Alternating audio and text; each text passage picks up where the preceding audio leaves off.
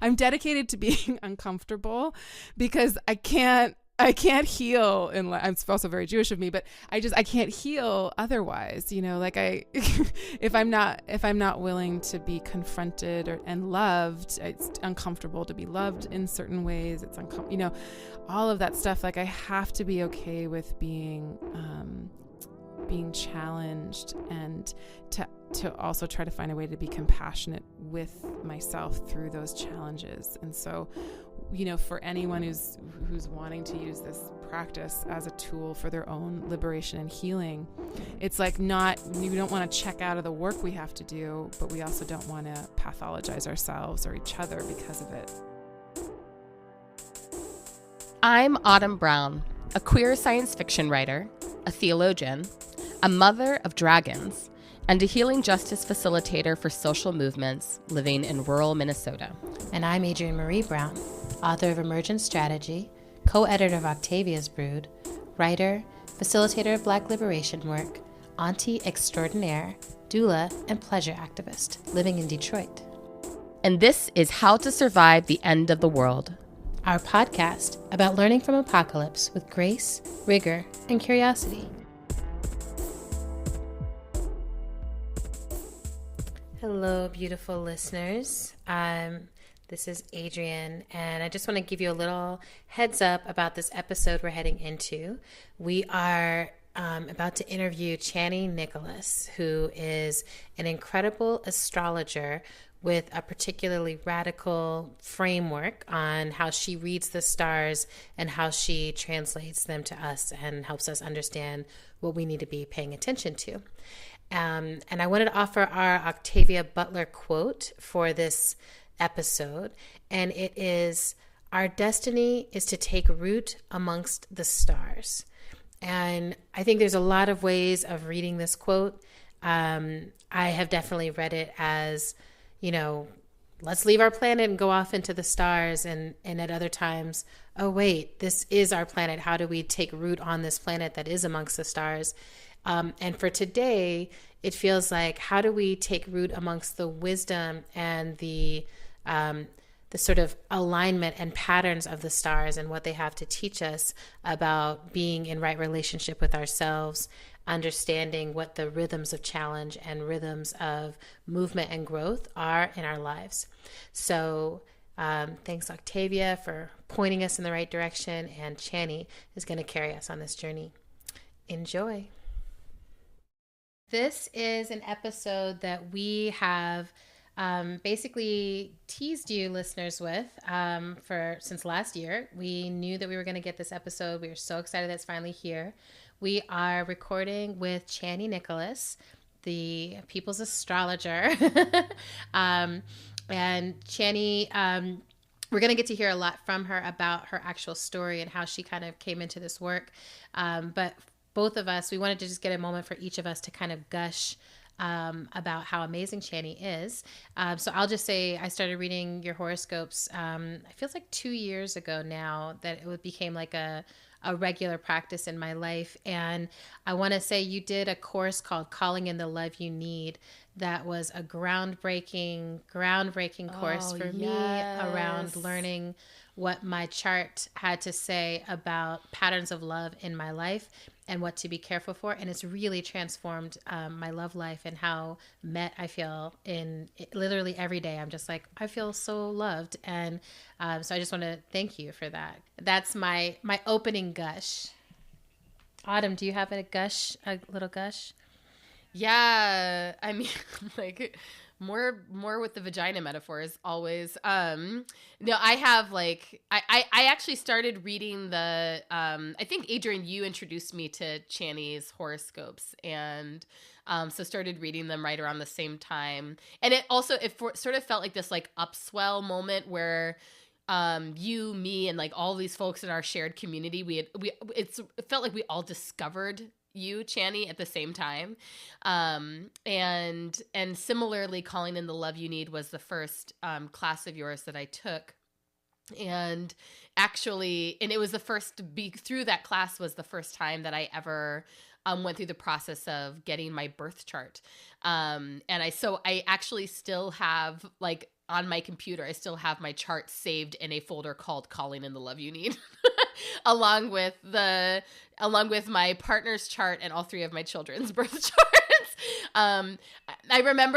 You remember, right, that I was emailing you being like, what does this mean? What does this mean? What does this mean? And then finally you wrote back and you were like, I don't know that you should be reading too much into Siobhan's chart just yet, but so here's some things that might mean.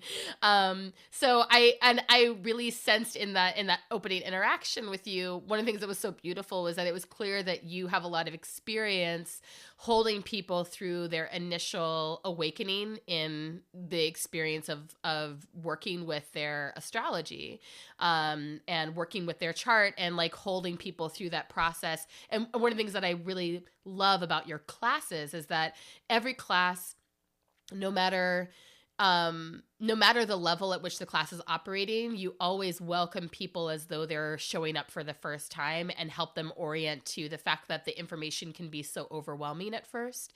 And so I really felt like you were sort of like had your arm around my shoulder going through that first class together. And that was really helped me orient to like this. Yes, this information can be overwhelming in how true it is. And also, it doesn't have to be terrifying. And terror is not the place from which we want to be interacting with our astrology necessarily.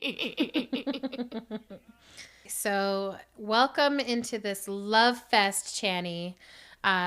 We adore you. And we feel very like, oh, we're standing in for a lot of other people who adore you.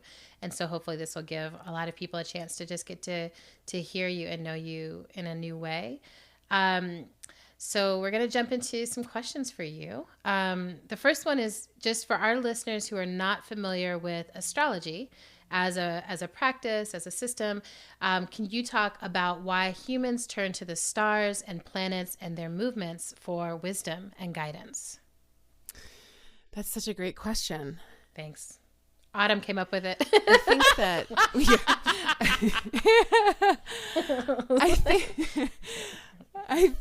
yeah, good. I think that in the like pre-technology, that we as human beings, no matter what systems we developed culturally, regionally, that we, as through the development of our consciousness and conscious awareness of ourselves and our place in the world, we seem to have been kind of globally always in conversation with the natural world, and in terms of looking to it for any kind of wisdom or reflection. And so those cultures that had access to the sky and to, great amounts of time to like study and make sense of, or try to be in conversation with what the planets were doing, developed this rapport over long stretches of time. And so I think we were always trying to understand correlation, like that, like the moon moves like that, people's bodies menstruate like this, there's a correlation there. What could that mean? That, and then, of developing meaning and mathematics and language and art through the understanding of correlation, or the deer run like this, or the water runs like this. And so I think that we were, up until very recently, really developed most of our understanding of self and other and placement and meaning and healing through just that observation and relationship.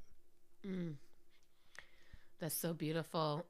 I was just thinking about that, about because I live really rurally, which means that, and now that I've lived here for long enough, my own moon cycle has synced up with the moon in a really interesting way. So I always begin bleeding just a couple of days after the full moon, and it's a very it's. And I know that it's not necessarily the sync up that would have typically happened maybe 100 years ago or 200 years ago.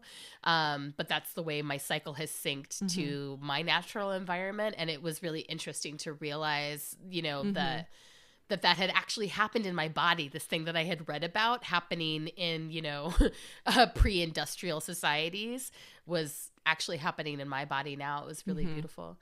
So another question that we wanted to ask you, I remember when I started reading your horoscopes, that I was really startled by and smitten by your razor sharp ability to really directly link astrology to the work of liberation and social justice. And I know that was a shared interest of mine and Adrian's in your work, since we're both organizers and both work in movements. We're wondering if you could talk a bit about your politicization, your own politicization, and the path that you've walked around making that connection between political work and astrological work. And maybe if you could also get into some of the challenges that you encounter as someone who's bringing an intersectional and social justice lens to your astrological practice and to your spiritual practice. Yeah. So I, I'm 42. So I always say this, but like, being a young adult, I didn't have the internet, around 19, 20, like I always felt like I was really obsessed with feminism and intersectionality and the politics of identity and astrology. And those were two things that you couldn't just like, get on your phone and look up. That you had to really like search for that info. You didn't just like bell hooks wasn't just like, something you stumbled across. You had to like search, you had to go to the feminist bookstores, you had to go to these places and it wasn't just as readily, just in the kind of the popular culture. And so I was lucky enough to find this program in Toronto. It's college there, which is more like, it's like a 2-year program post high school, but it was called Assaulted Women's and Children's Counselor Advocate back then. So basically it was like lesbian finishing school or like feminism 101. So it was like this very small, cohort of people. They were basically training us in feminist counseling. So usually on my website and stuff, I say feminist counseling because it was about, working with folks that have mostly have survived domestic violence situations, but really was about deconstructing patriarchy and toxic masculinity and identity. And it was this really small cohort of a really diverse group of students. They didn't let in any cis men, and so it was like us, and then the facilitators were all, they had been in the movement, they had been community organizers for years and years and years. And so at the age of 20, I got really politicized. And even before that, my stepsister was really into it, and she kind of introduced me into the world of politics and feminism in my like late teenage years. And so that gave me my grounding and my foundation. And then, I'd been studying astrology since I was 12. Wow. And was developing my interest and my knowledge in that. And so I would go to school and be like, and we, all of our classes were in a circle, and all of our classes were, teaching to transgress. and so I would be like, so it's a new moon today. And I would be teaching everyone about their astrology. So I can look back to that time, and it was never, those are two facets of me that I never thought of separating. It's, and so like when I chose to put my energy into the astrology, because I really denied it for a really long time. It was always there, but I didn't think of it as a profession or something that I should make a profession. When I put my energy back into it, I thought, well, no one's going to read this, because nobody that's interested, nobody that's like politically active or like, doing community work. I for some reason I was like, I wasn't integrated into the communities in a way that I was like, no one from that community is going to want to read about astrology, because it's not, applicable in an activist kind of way. And nobody that's interested in astrology is ever going to want to hear about my politics. So I'll just write for myself. And, I had just learned about blog spots. Yeah. And so I had this blog spot with a really awkward name.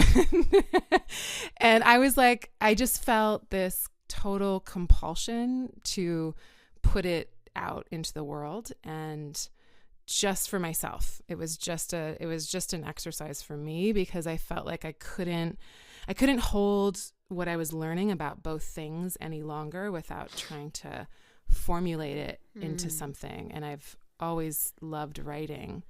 And so it all just it came together, but I never, ever, ever thought anyone would ever like it or want to share it. That was the furthest thing from my mind. It was really just to kind of keep myself. Are you saying, Chani, that there's an ancient place, like an ancient archive on the internet? No, I took it down. It's so bad. The writing was so bad. Oh my God. It was just like me vomiting on the internet.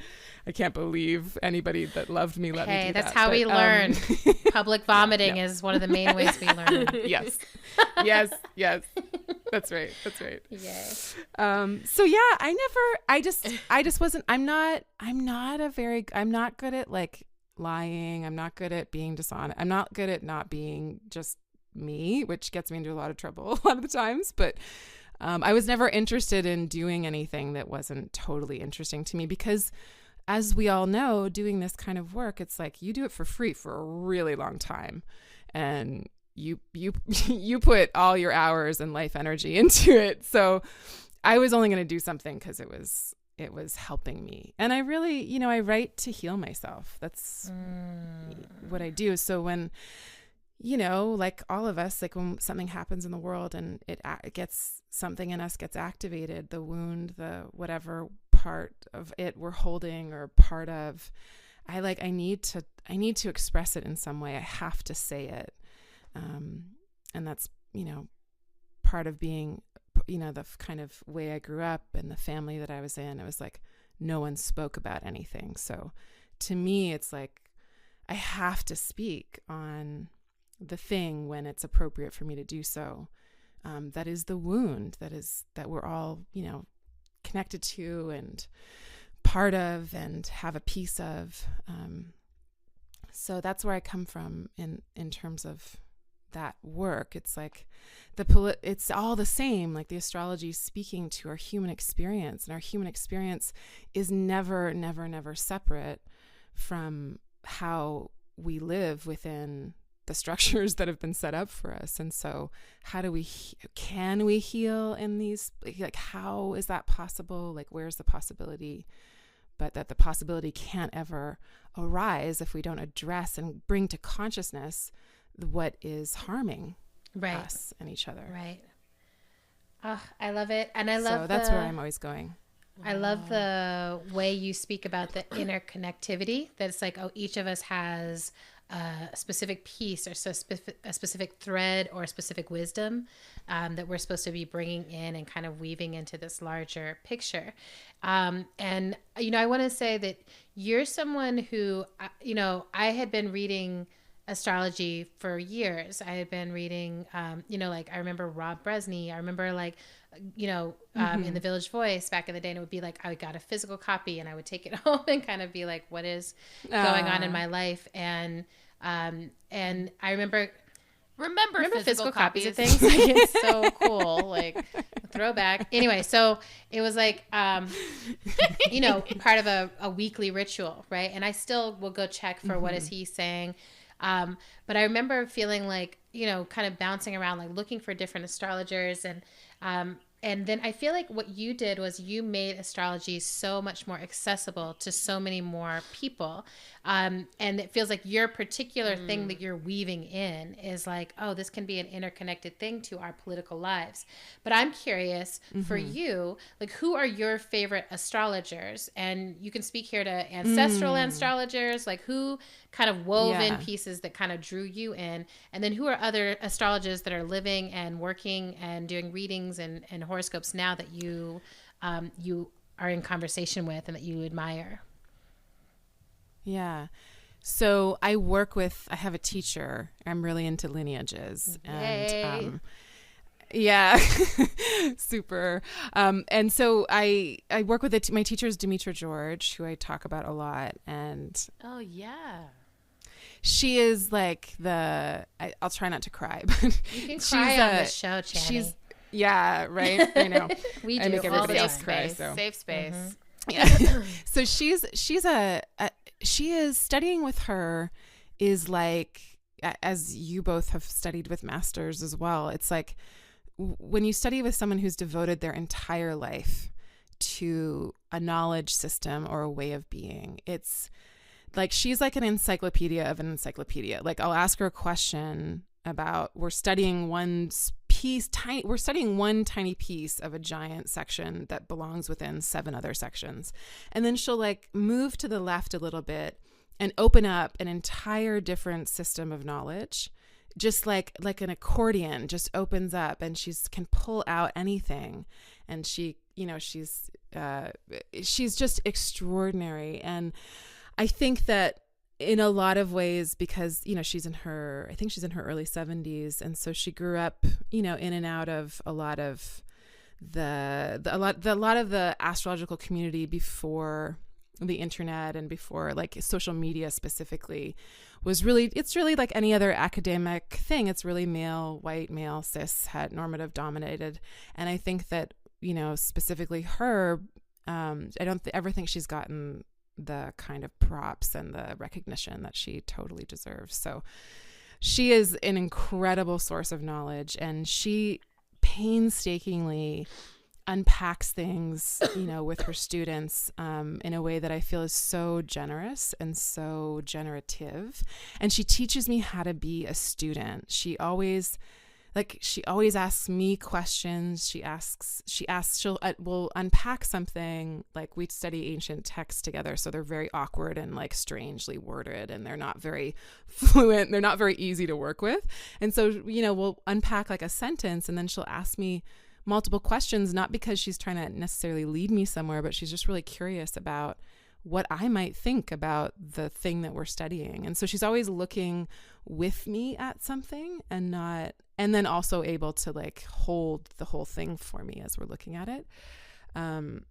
So studying with her is like an event, it's like it's her wonderment and her excitement. Like today I just had a session with her this morning, and we were talking about the houses, which is like one of the, foundational pieces of astrology. And we only got through a couple of them. And she, at the end of it, she kind of giggled, and she was like, I just find this all so fascinating. Like she has, like, there's no loss of awe or wonder about her craft. And she's just an incredible force. So she's my ultimate. And then, there's so many, there's someone called Chris Brennan who has something called the Astrology Podcast, and he has tons and tons of astrologers on there. And he's an incredible academic, a super astro nerd, and also unpacks all these old texts. And just the way that I'm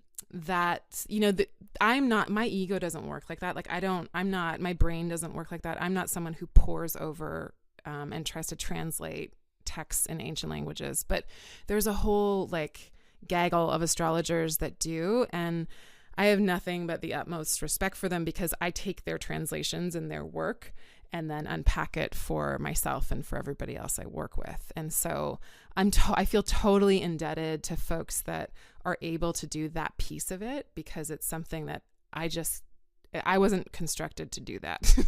So, so all of those people, like there's, the whole thing called Project Hindsight, Rob Hand, Rob Zoller, I'm forgetting one of the Robs, but there's a whole, like kind of institution of these astrologers that have been, it's a lot of Robs. They've been able to connect back into these old texts that we didn't have for like 100 or so years. And anyways, bring them back to life. So all those people I am indebted to. Someone named Austin Kopek has a blog just under his name, austinkopek.com, and he's an incredible source of knowledge, writes really profound pieces, and is an incredible teacher too. So yeah, lots of folks. Wow. It's so interesting to think too that,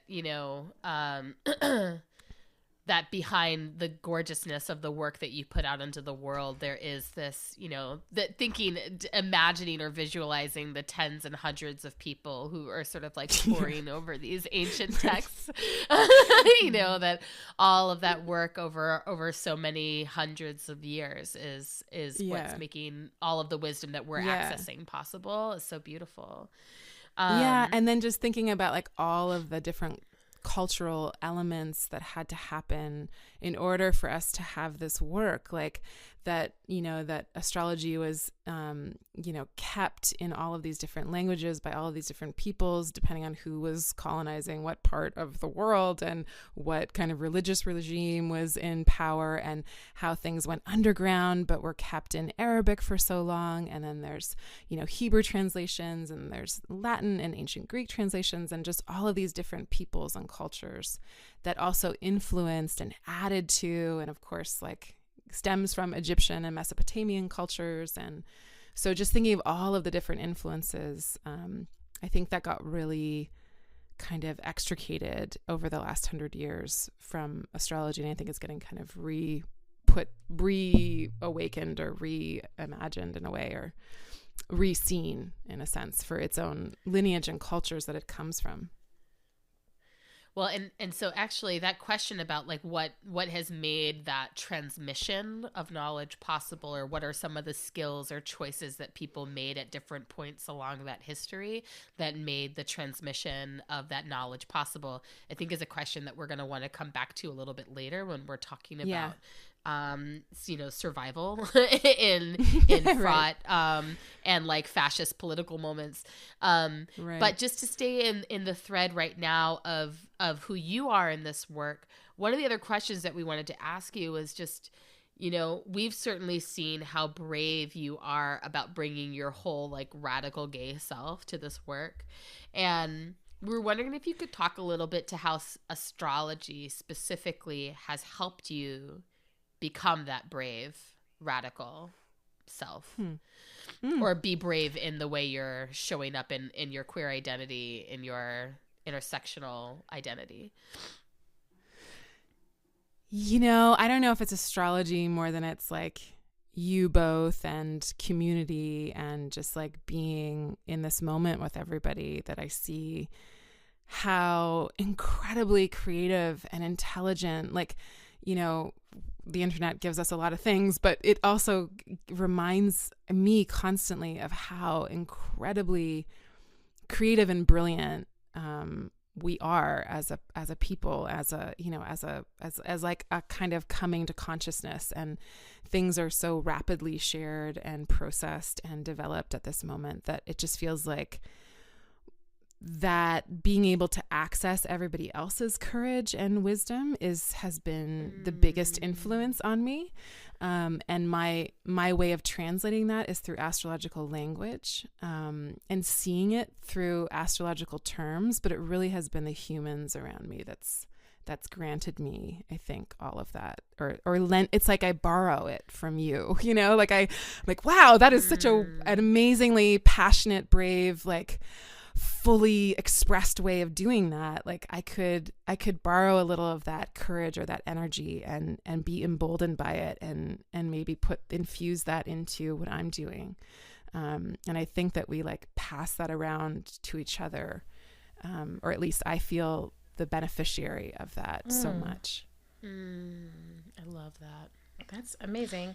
And, I think that there's something, like I really appreciate the echo chamber, right? A friend of mine, Malkia Cyril, and I talked about this years ago of like, we create these echo chambers of transformation, that like each step any of us takes makes it possible for more of our whole selves to step forward.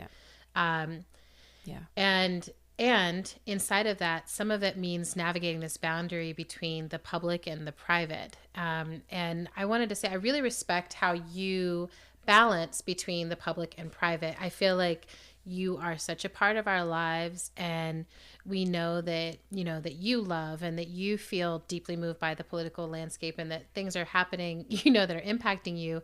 But I also feel like you keep so much of your life to yourself, and you don't broadcast your own your own sign, your own astrology, your own stuff, and I feel like somehow you're navigating At that least line. not anymore. Now we know that there was a Blogspot moment in which that was happening. Oh yes, I know. Now we've got to go back and find it. No, but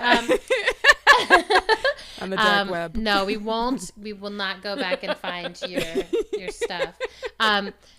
Because you're navigating this line. And so I was curious about, like, how have you kind of learned where you wanted the boundary to be between your public and private life, and how do you hold it? And are there any lessons or wisdoms in terms of that?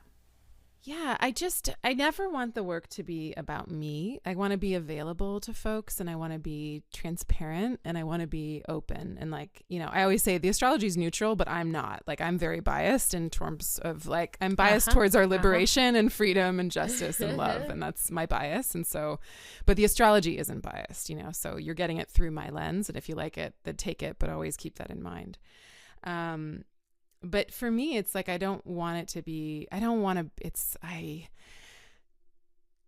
am very, and my wife has helped me a lot with this. Sonia has helped me a lot with this. It's like, I am very wary of cult of personality. Like, it's, I want to give you the information, and I want to give the information in a way that might be helpful and useful and possibly liberating for you. And then I want you to do with that what you will and what you need to. And so I want to be useful. And I don't, the way my personality, my ego was structured, I just don't get a lot from using myself as that kind of springboard, or, and I'm a real introvert. Like, I'm really like generally like a really true introverted person. And so I don't find myself to be that interesting. But I find the work to be so fascinating, and that through my own process with the work. Your memes are pretty fascinating. Those are just my coping mechanisms. The memes, I could sit with those memes all day. I could watch your memes. Yeah, like I could read your memes all day and send them to everyone. Oh my God, that's hilarious. Be like, this is you. Chani read you. Mm-hmm. I also love how much we know, like how much you love Parks and Rec. Actually, I've never really watched Parks and Rec, but there's such memeable moments that, yeah. Oh, that's so memeable. Yeah. Memes are a whole like minefield though, because it's like, how are you using that image? And like, it's like a whole thing. I try not to trip out too much, but yeah, I try to use dogs mostly, but then I got a whole Parks and Rec thing going on. You're doing great. Well, so now we do want to sort of loop back out to this sort of a bigger question that does feel related to this piece we identified earlier about the transmission of knowledge that happens or has happened, that's been enabled astrology to survive all of these thousands of years as a practice. And so this broader question is, what does astrology have to teach us about how to survive the end of the world? Astrology as a practice that has survived many endings, right? Like it's a spiritual practice that has like been through multiple communities that have come to an end, or where their worlds have ended through colonization, through genocide, through all these things. So we're wondering what you think astrology has to teach us about this end of the world experience. And then within that, like, what does astrology have to say about this political moment that we're in right now? Like, what's possible that wasn't possible before? What is ending and what's beginning? Right. That I've never thought of that. That's so fascinating. Just thinking about that and I have to say it's just Western astrology that's gone through that, because Jyotish, or Indian astrology, some people call it Vedic astrology, never had those ends. So it's obviously culturally, India's always held astrology as a way of seeing, a way of understanding, a way of knowing life. And so the astrology that I do, Western astrology, traditional astrology, and Jyotish came up and out of the same kind of root system. They're like cousins. Because of the trade routes between those areas of the world, they were always trading goods and services, but also knowledge systems. And so it's really fascinating to like study the ancient roots of both systems, because you see the words that have been traded that aren't necessarily in certain language systems, but they'll be from the other, language system. And so there's that piece of it. But yeah, so what can it teach us? I guess, planets just never stop. They keep going. So there's always something, there's always another creation, right? Like there's always another iteration of it. It'll be a different moment. And because astrology speaks to the quality of time, then I guess what it can teach us about it's always teaching us about the quality of this moment, but we have to live it out in order to understand it. And so we can look at astrology, down the road, but we don't know who we're going to be to meet that quality, that moment in time. And so however it is that we've grown or developed or recreated ourselves, then we meet that moment in a very specific way.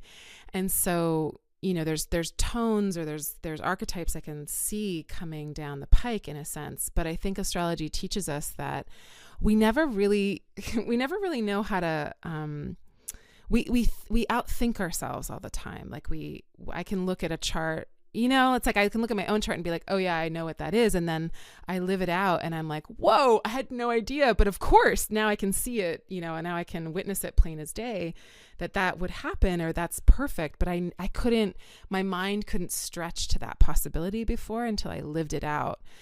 And so within the framework of astrology, we're always having to like remember and I'm always trying to remind myself that I don't know the possibility of it because I haven't met myself in that time quality or that astrological moment yet.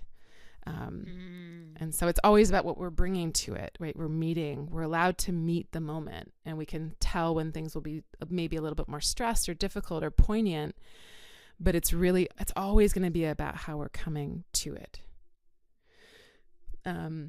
Yeah. I love that. And I want to dive in a little bit more than inside of like this moment. I remember around the eclipse last August that you were giving us a sense of like, I was like, whoa, like it just felt like, oh, this is a really big deal. Like that we're in this eclipse season. And, part of what happens is I think people start to trend and awareness starts to trend and people are like, what? Eclipse season? Now it's eclipses. Yeah. It feels like, oh, there's different kinds of eclipses happening on a regular basis. Right. And we're learning about supermoons and we're learning about all this stuff. And I'm really curious, like, so that eclipse happened and now we're in this sort of interesting moment. And now, I would love to hear a little bit about like, what are we in at this moment? Where are we heading in the next couple of months? What is 2018 holding for us? Yeah. So a good thing to take note of about eclipses is that they're kind of like little families, right? So they'll happen in two different signs, give or take. There'll be like a third sign that pops in here and there, but they happen in kind of like 2-year clusters.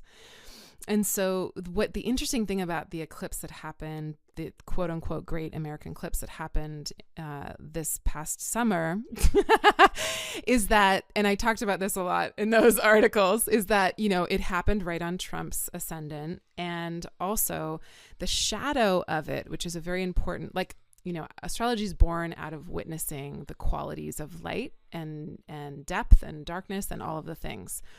So when the shadow of the eclipse falls physically on a certain pathway, as it always does, if it's a total solar eclipse, then that area of the world is the eclipsing piece, right? Like it's pointing to that thing. And so because it fell on 45's ascendant and because it fell literally on that kind of middle path of America, or the US, that and because eclipses are about revealing the shadow or what's hidden or what's unconscious, it exposes that we knew that moment was going to be particularly exposing. And what happened around that eclipse is Charlottesville. And that's, right. That's right. And it's not that he had never said anything like that before, or it was news to anybody, but it was such a specific, blatant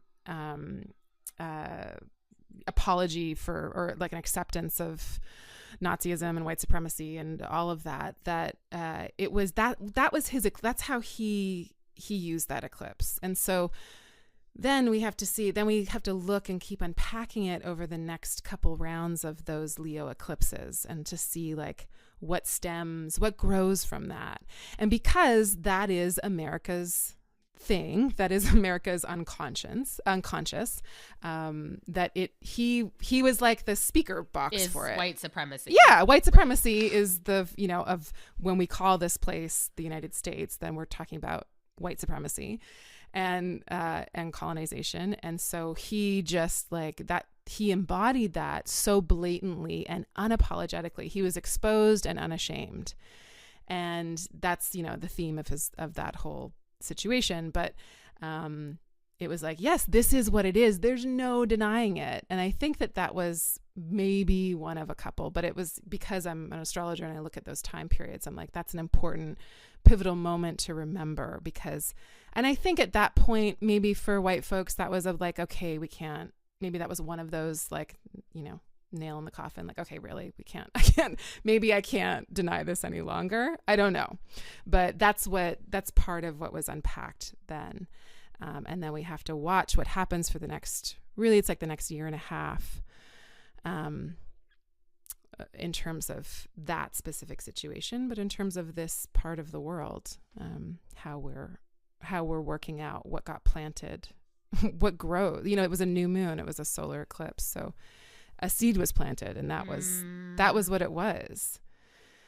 So how it unfolds is still to be told, and how we meet that and work with it and come up against it. But yeah. Well, and it's so interesting to think about, a couple of things that what you just described made me think about. One being that, if an eclipse is about exposure, then what is the part of astrology that sort of governs recovery from that exposure? Or what is the part of like the activity of the planets and stars that like, and I wonder, would you say, looking at, the activity of the planets and stars since the eclipse, would you say that there's been integration, or would you say that we're still sort of in the rawness of that exposure? Oh, good. Yeah.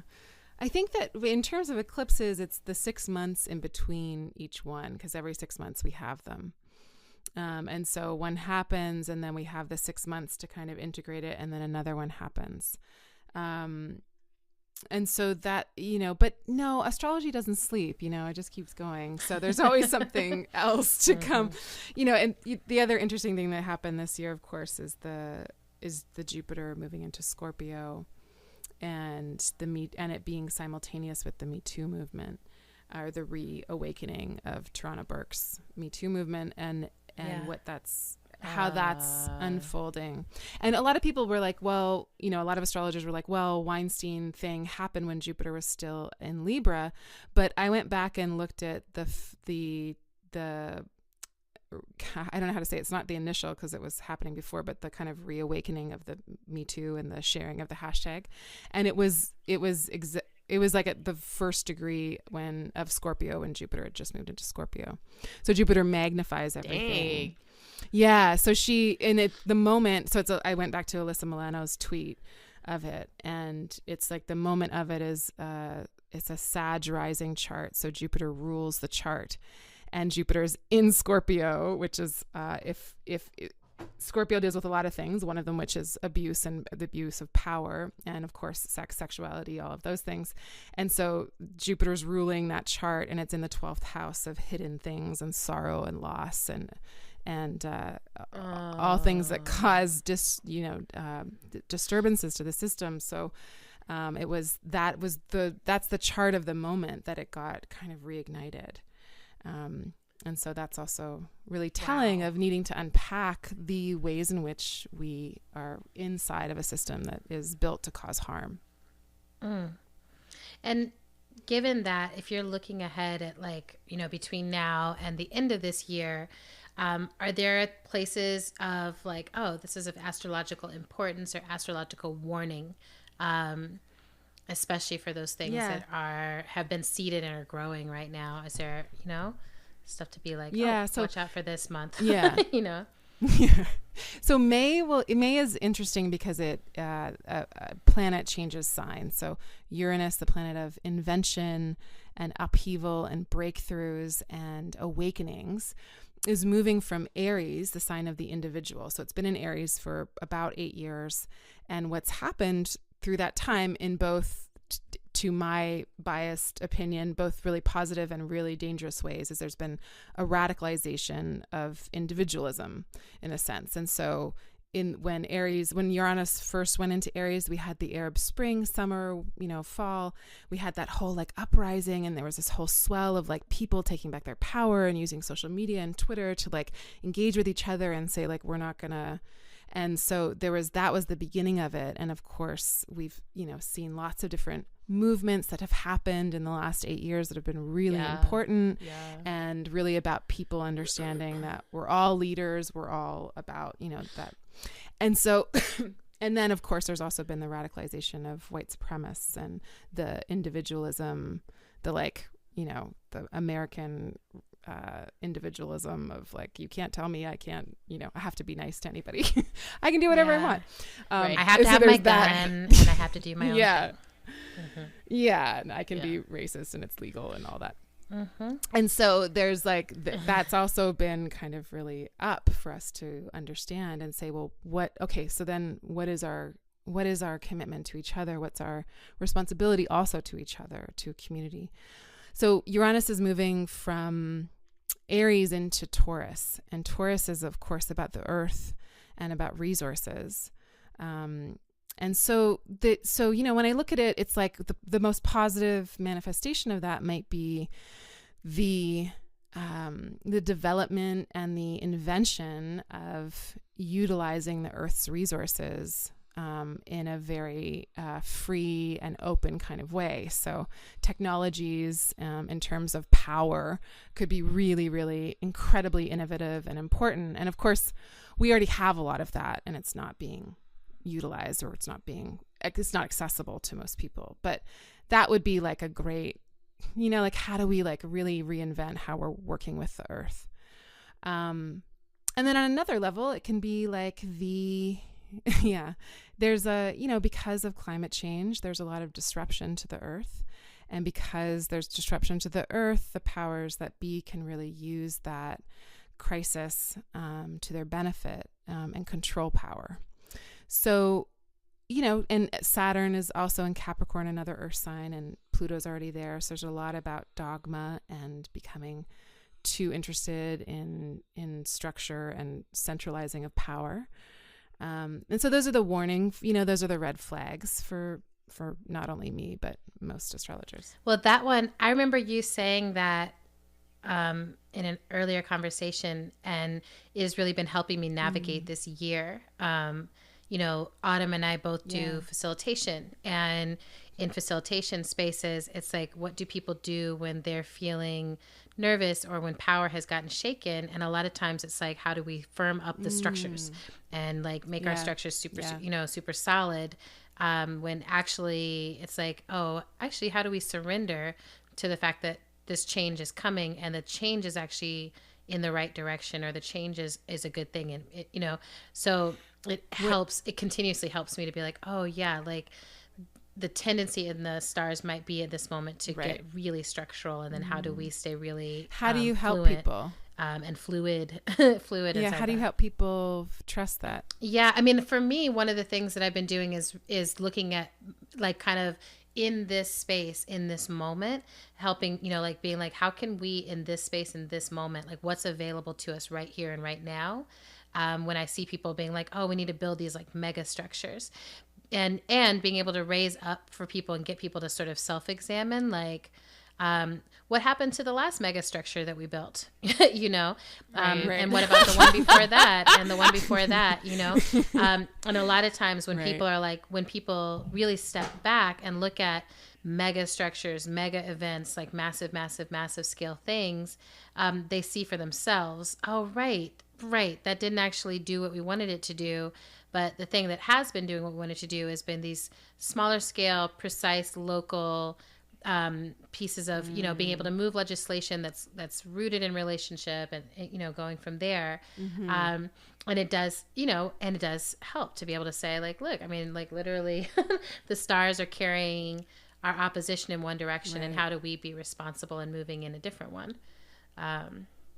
Right, because it's like, it's all, this stuff that we're talking about now is all earth-based. So it's like, how does the movement build itself and rebuild itself exactly, and reshape itself around the moments? Exactly. That's incredible. And actually, there's a question. What do you feel? Oh, yeah, go ahead. Yeah. I was like, are you going to flip our interview Well, what do you what do you feel is people's resistance to that? Like, in our human kind of makeup, what do you notice people get constellated around in terms of the fear that comes up for them? I'll give my thoughts, and Autumn, I want to hear what you think too, because we sit in kind of different positions in movement space. So in the spaces that I'm in, I think there's a real, I ground this in the somatic work I do, where we talk about, like, people want safety, belonging, and dignity. And I think that in these moments where it's like, oh, great transformations are happening, and even though the current condition does not guarantee safety, belonging, or dignity, it's familiar, right? And so there's like a false, there's survival safety, survival belonging, survival dignity that we've come up with to kind of get through it, and it feels familiar. And so then when you're saying to someone, like, we're going to have to let go of the familiar and kind of push ourselves off into what we don't know necessarily, but there's a chance, like, we know for sure this doesn't work, and there's a chance that could work. So, like, the odds are ever in our favor if we go try this. But I think people get a sense of, like, well, what if we fail? At least here we're kind of surviving. And so I think there's a piece for me, and this is one of the things I love about inviting people into astrology in general, is it's like, there's always more, there's always better, there's always growth, there's always change. Like, how things are, especially if you're miserable, is a temporary condition. And there's always somewhere else to move towards, and we can grow. So that's what I think it is. Autumn, what about you? Yeah, well, I mean, I would co-sign to everything you said, and then just, I think what I see a lot of from the place that I sit in my facilitation and organizing work in social movements is that part of how racial capitalism operates on our bodies and on our spirits is that it keeps us really traumatically disconnected from a sense of, like, the historicity of our families. Ooh, and historicity. So okay, it's like historicity, which I don't. Yeah, it's gonna be in your horoscope next week. I'm just like zeitgeist. Sorry, I'm referencing the Very Smart Brothers article about, like, I've never said this word out loud. Exactly. But I don't even know if that's the right word, but, like, there is this sense, like, one of the things that I see often when I'm coming in to do facilitation work is that, like, and this is just a small example, but, like, oftentimes folks will be looking to me to they think that they want facilitation, but actually what they need is political education that connects the movement moment that they are currently in to a history of movement work and victories and losses, and some sense of, like, there's a particular trajectory that we are on, and they are disconnected from that trajectory. So they're doing this work in a very individualistic way that is, like, ahistorical. And that's just, like, so that's something I see across movement spaces. But then I think that's not just in our social movements, that's in our families, that's in our communities, that, like, we operate in these very ahistorical ways, as though, like, and I think that's a direct result of racial capitalism that keeps us it keeps our eyes pointed towards a future that's not a visionary future, but a future where we can only imagine just the next day or the next year or the next number showing up in our bank account. You know, we are very, very focused on survival, but only just that, and not visionarily focused on what would it look like to imagine the long-term survival of my community and then of the species. And so I think that that's one of those ways that, like, when you have something as ideologically powerful as capitalism acting on all of us, like there is a set of practices that we have to have that help people first, like, confront the fact that they are in a state of fear, right? So this piece that, Adrian, that you were lifting up before of, say, like, people want safety, belonging, and dignity. It's like, you know, what is the thing that prevents people from having that? It's the fact that they are in a state of fear, in an ongoing state of fear at all times, because, like, regardless of whether you are on the receiving end of, like, being in a police state, you still live in a police state, even if you're not like the recipient of that violence, right? So it's like, so I think that like, I think that there is this piece around of turning and facing the, like, level of the state of fear that we're all in, and then saying together, we have the right to not be afraid. Yes. We have the right to not move through our lives in a state of fear.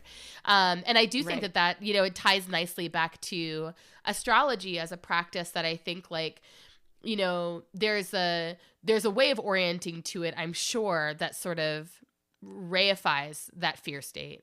But I think that there is another way of orienting to it that is like, there's an invitation to be liberated from that fear state.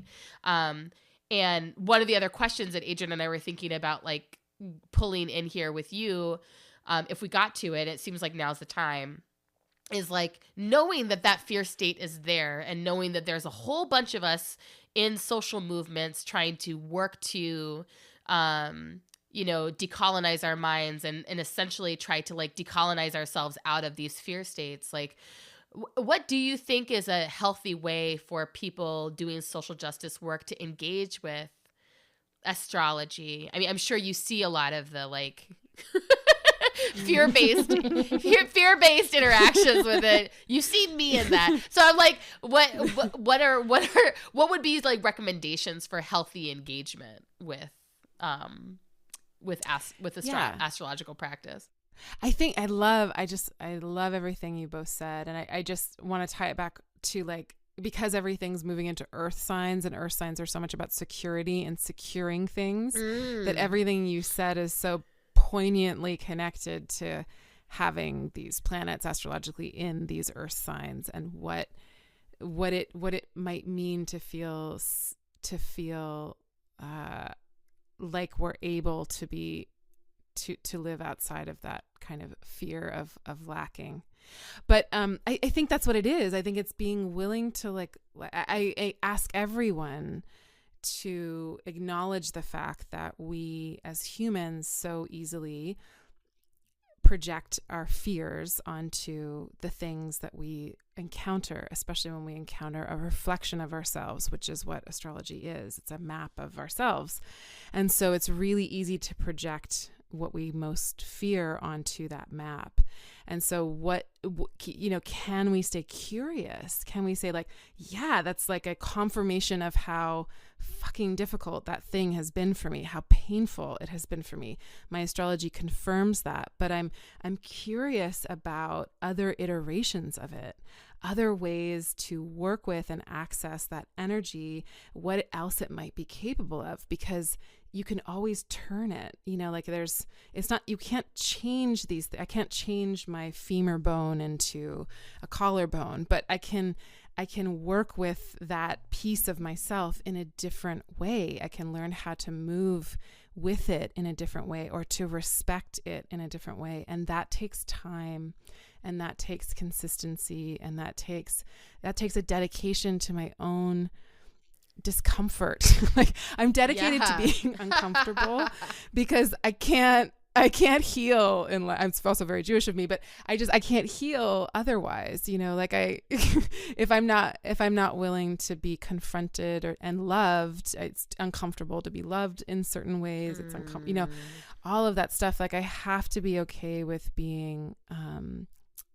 challenged, and to also try to find a way to be compassionate with myself through those challenges. And so, for anyone who's wanting to use this practice as a tool for their own liberation and healing, it's like we don't want to check out of the work we have to do, but we also don't want to pathologize ourselves or each other because of it.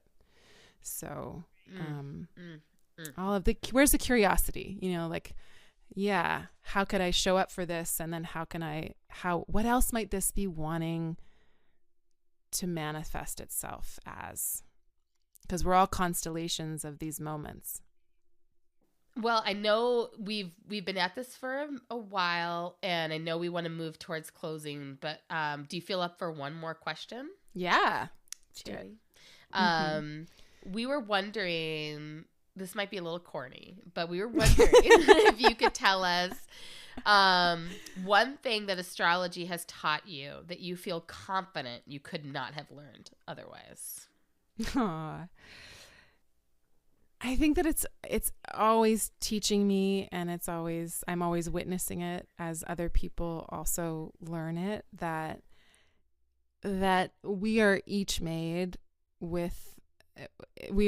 exactly as we need to be, and we're each given exactly what we need in this lifetime, and that there is undeniably a purpose for each one of us that we need to live out, and that there is an imprint that we come in with, and if we choose to engage and connect with it, that we will live a life that feels deeply meaningful and full of purpose, and hopefully also love and joy, because and when I believe, I just see it, when we are in line with what that is, things unfold in ways that they couldn't possibly otherwise.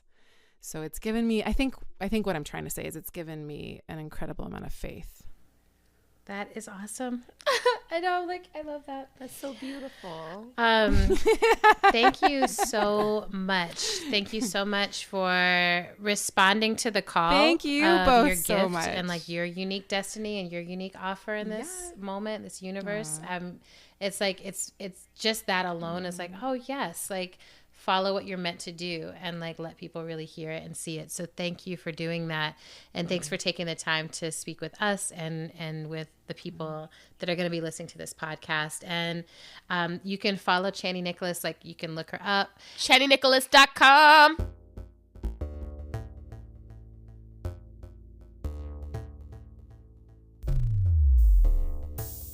Thanks for listening to our show. We're on Twitter and Instagram at End of the World PC.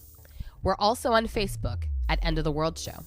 You can make a sustaining donation to our show by visiting our page at patreon.com/endoftheworldshow. Another incredibly helpful thing you can do to help our show sustain itself is write us a review on Apple Podcasts if you are an iPhone person. Thanks. How to Survive the End of the World is produced and edited by Zach Rosen.